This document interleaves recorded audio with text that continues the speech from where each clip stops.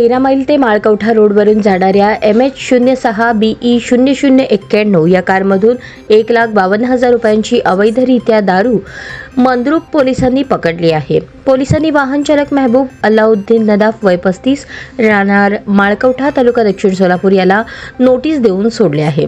2 लाखांच्या कारमध्ये 1.5 लाख रुपयांचे विदेशी बनावटीच्या दारूचे बॉक्स घालून महबूब नदाफ सोलापुरात येत होता।